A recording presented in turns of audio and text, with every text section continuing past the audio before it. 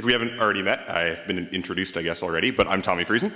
I grew up in this church, but for the last 3 years, you may have seen me a little less. That's because I've been studying at the University of Waterloo, working towards my degree in mechatronics. And if you're thinking, what is that? That sounds like witchcraft. Don't worry, this is not an inverse kinematics lecture. I will not be talking about that, and you don't need to know what it is. Short answer is robots. But that's not the important part. While I've been studying, I've been living at Conrad Grebel University College, which some of you might be familiar with. If you're not, Grebel is a Mennonite college on the Waterloo campus that was founded by Mennonites and still holds onto its connection to the Mennonite Church today. So as part of Grebel's pursuit of peace and justice, the college sends a team of around 10 to 15 students on a service trip in partnership with Mennonite Disaster Service, or MDS, each year during the winter term reading week, which takes place around mid-February. MDS is a Mennonite organization who organizes volunteers to repair and rebuild homes that are impacted by natural disasters in the US and Canada. This year, Grebel's MDS trip destination was Amory, Mississippi, which was hit by a devastating tornado in 2023 that destroyed the homes of many of its residents. So, to put this all in context, reading week is typically around the time when midterm exams are happening for most students. Reading week is a specially allocated week in the term for students to catch up on their studies so that they're fully prepared for midterms. In the case of engineering programs at UW, midterms are always scheduled on all 5 days after reading week, meaning reading week is really your only allotted time to study for midterms, what with the term being so busy and all.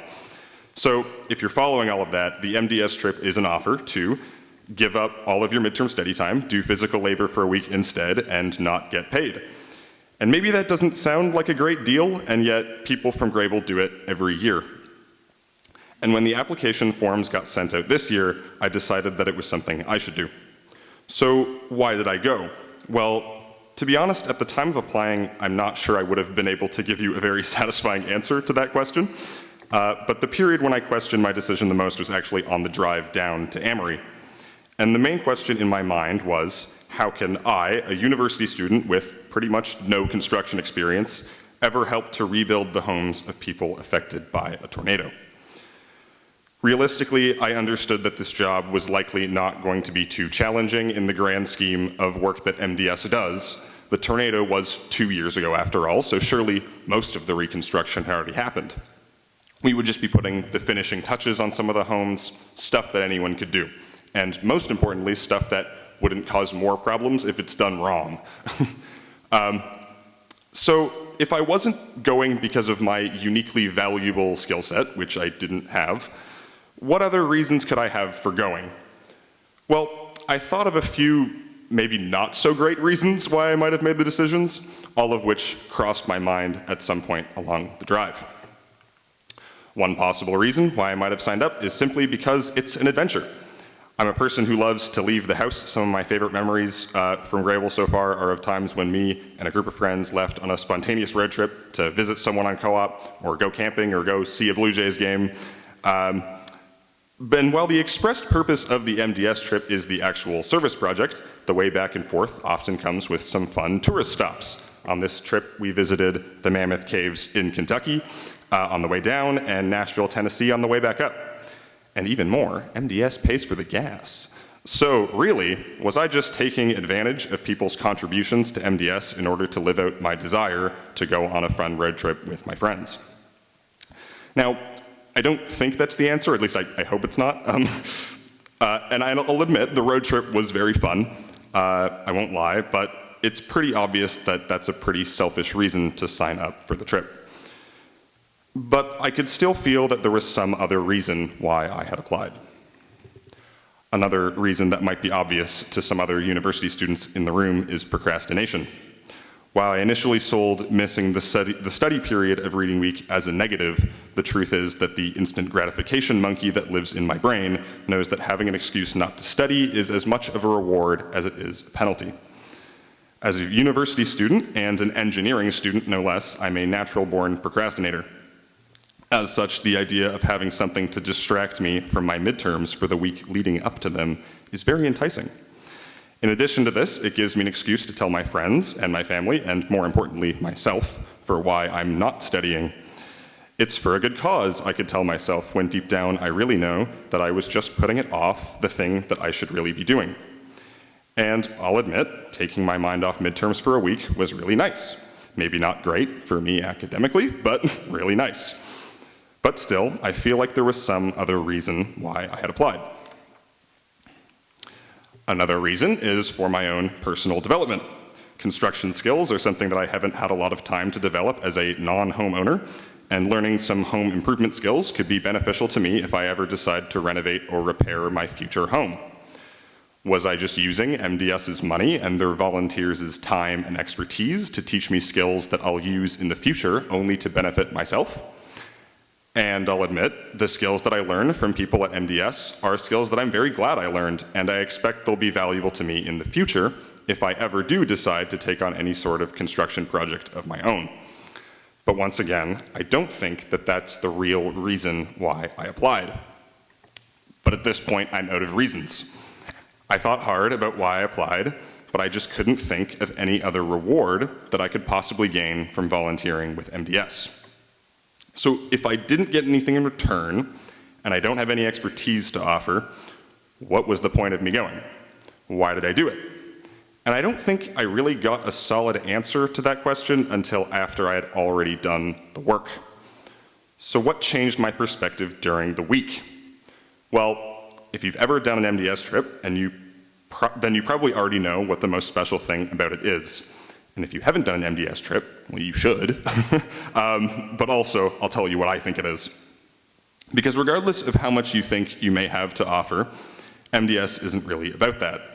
What it's about, and the most special thing about the experience, in my opinion, is the people that they help. And that seems kind of obvious, right? MDS would have no reason to exist if there weren't millions of people whose homes and lives are affected by disasters each year. But I think it goes a little deeper than that. Let me explain with a few examples.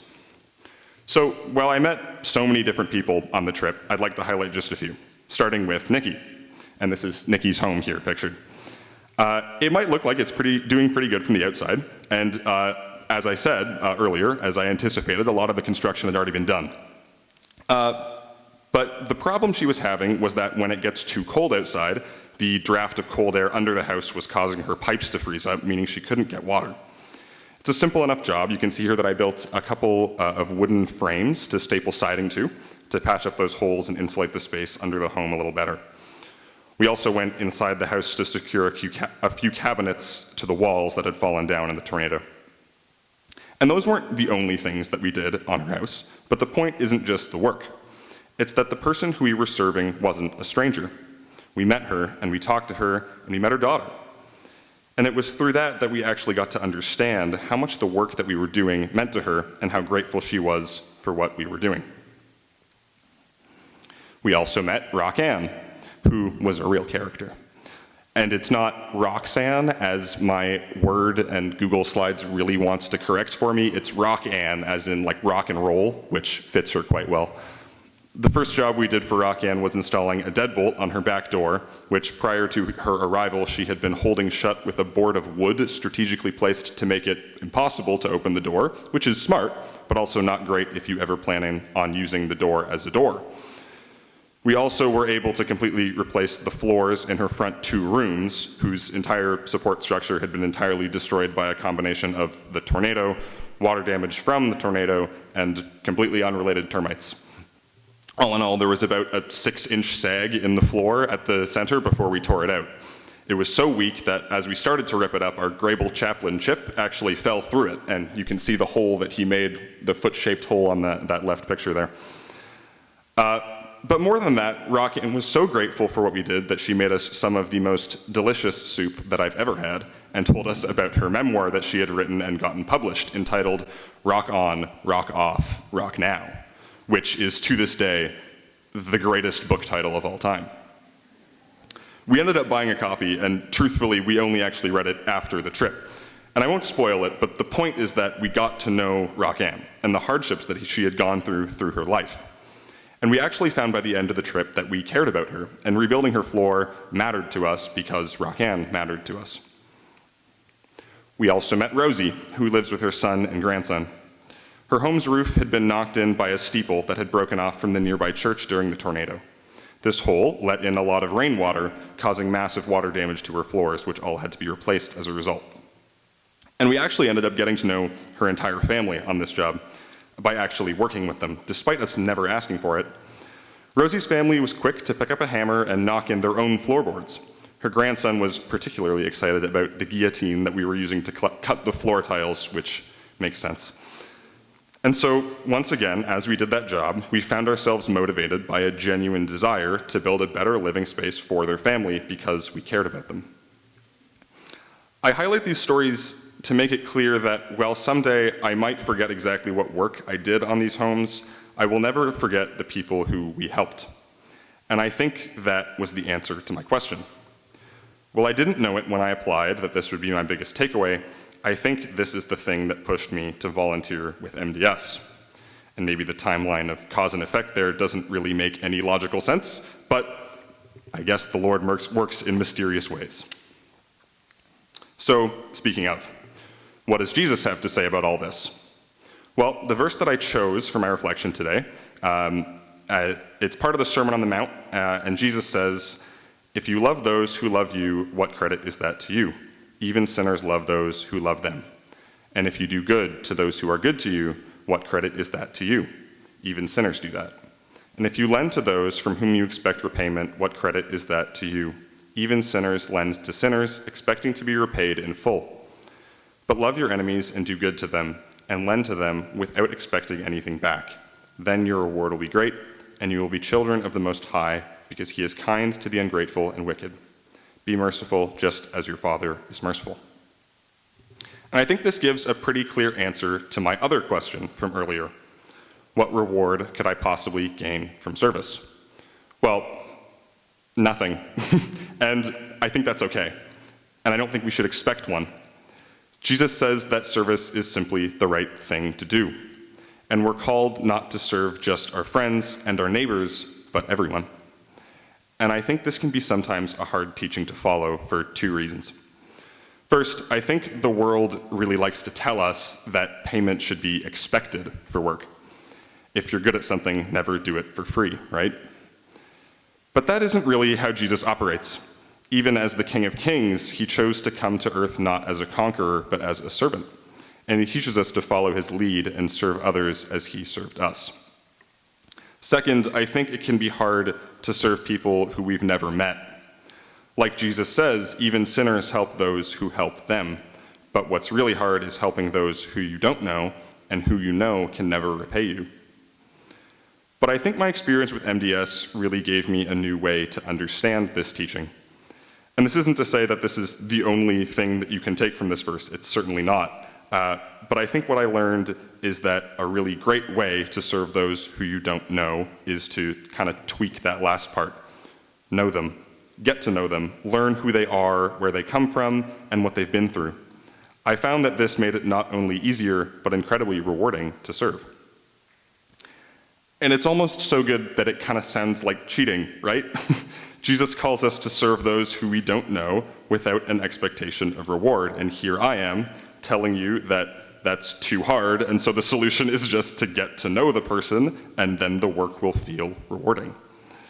But I don't think I really see this as a loophole anymore, as someone who has done that experience myself.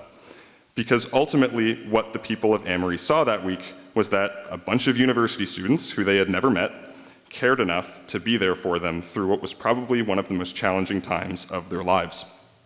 And I know for a fact that throughout the work you did, you could find the odd gap between floorboards and trim, a wonky screw, a shoddy drywall patch job, but I also know that the impact that I made wasn't about the quality of work that I did. It was about the impact that I made on the lives of the people that I helped. And I know that because I could see how grateful they were. And I think that's the key to Jesus' message here. If we serve seeking a reward, we spend so much time thinking about the reward that we miss the real blessing. When we serve for service's sake, that's when we have the time to actually get to know the person who we're serving. So what does this mean for me going forward? Well, I can tell you personally that I hope my MDS story doesn't end here. I hope that I will get many more opportunities in my future to serve with them, as I truly believe that the work they do falls right in line with what Jesus would have us do by serving without an expectation of reward. But what about in everyday life? Sometimes it's not possible to get to know the person who you're serving. The people who give money to MDS don't always volunteer themselves, and yet it's undeniable that those contributions are just as valuable to the service that MDS does as the volunteer work. And maybe this is sort of the truest form of Jesus' teaching, because in that case, you really don't get anything in return. No fun road trip, no construction skills, no excuse for procrastination, and you also don't get to see the face of the person whose home you repair after you've helped them.